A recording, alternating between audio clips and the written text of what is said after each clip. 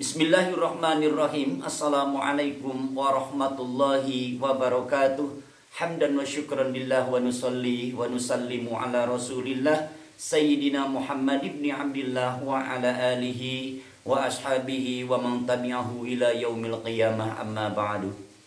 Saudara-saudaraku yang dirahmati Allah, alhamdulillah kita bisa berjumpa lagi dengan channel saya ini.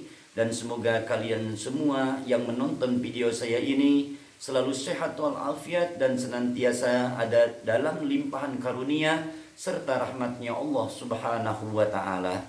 Amin ya rabbal alamin. Saudara-saudaraku, insya Allah di video kali ini kita akan membicarakan masalah pertanyaan atau akan menjawab pertanyaan dari salah satu saudara kita yang tetap masih banyak yang bertanya tentang masalah hal ini.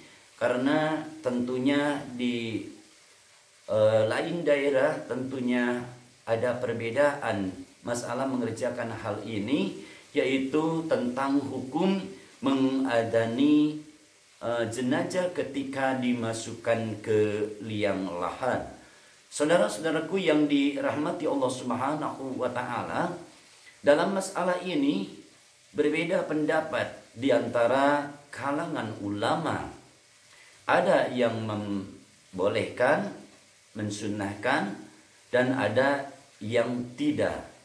Saudara-saudaraku yang dirahmati Allah, yang tidak membolehkan atau tidak mensunnahkan mengadzani jenazah ketika dimasukkan ke liang lahat karena tidak ada dalil yang spesifik yang menjelaskan tentang masalah ini.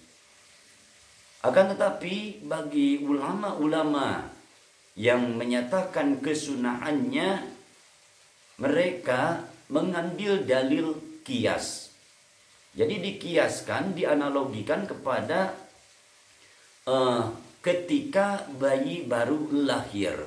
Di situ kan jelas ada hadisnya yang tentunya menjadikan hukum kesunahan bagi orang tua mengadani bayi ketika lahir. Bayi keluar dari alam rahim, alam batni, ke alam dunia, itu sunnah diadani di telinga sebelah kanan dan dibacakan iqomah di telinga sebelah kirinya. Itu dikiaskan atau dianalogikan kepada hal itu. Makanya ketika manusia keluar dari alam dunia masuk ke alam barzah, maka bagi sebagian ulama ini disunnahkan diadani dan dibacakan iqomah sebelum dimasukkan ke liang lahat. Jadi ini sebetulnya masalah perbedaan pendapat di kalangan ulama, berbeda pemikiran dan pemahaman tentang hadis yang tadi. Ada yang langsung tidak mensunnahkan, tidak membolehkan, dan ada juga yang mensunnahkan mengadani jenazah ketika akan dimasukkan ke liang lahat. Jadi bagi kita, bagi yang melaksanakan hal itu ya silakan, karena ulama juga ada yang memperbolehkan bahkan mensunnahkan. Dalilnya yang tadi kias, karena dasar dalil dalam hukum Islam itu adalah Quran, hadis, ijma, dan kias.